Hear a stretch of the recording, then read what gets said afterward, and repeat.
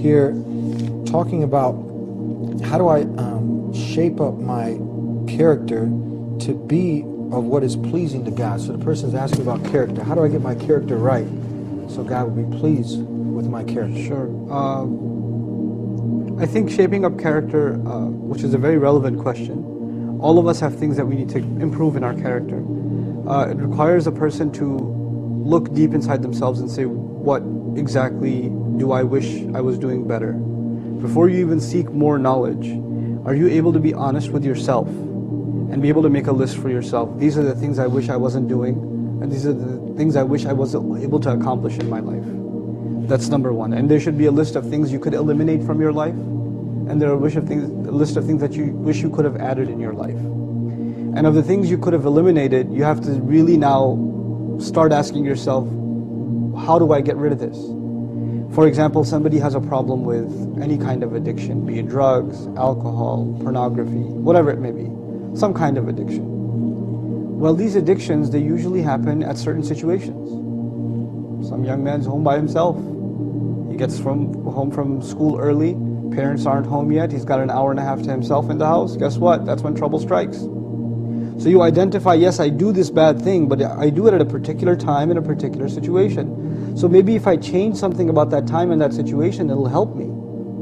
I know I have a problem at home being by myself. Maybe I have to figure out, maybe I could stay at school later. Maybe I need to fill that time with something more productive.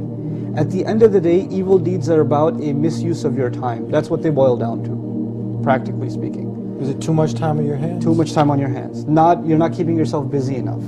I say for young people especially, you brothers and sisters, they need to keep themselves busy. From the moment they open their eyes until the time they close their eyes, they can't even keep them open anymore. They should be just busy doing stuff. And even if that's sports, it's okay. It doesn't have to be like you're studying Qur'an all day. It doesn't have to be that. You can do religious activity, but anything productive. You get a job somewhere, you start getting an internship, you start doing some research, you get into sports or whatever it may be, but you're keeping yourself productive. The first thing in fixing our character is getting rid of evil deeds. Like I said before, do no harm.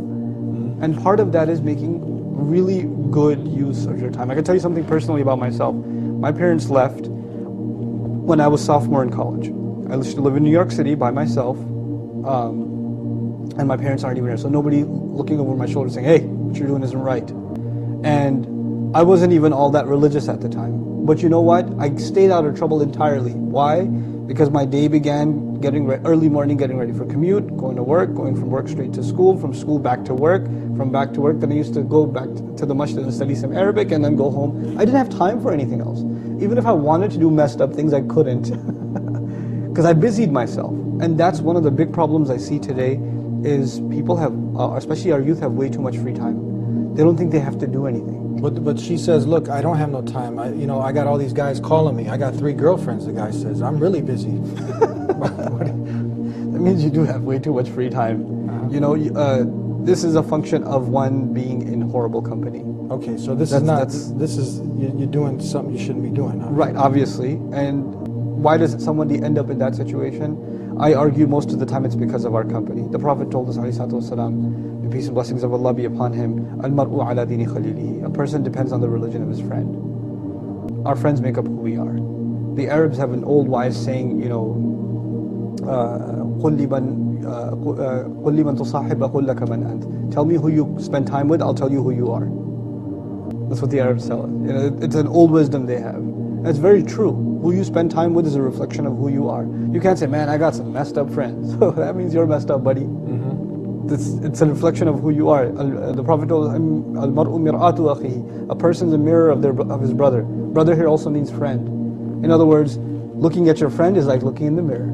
So people of good character, if you're hanging out, your character obviously that is going to change. speaks of your character. But you're hanging out with people with bad character, who are having all these girlfriends or girls that are having all these boyfriends. Then there's no surprise you end up in those things.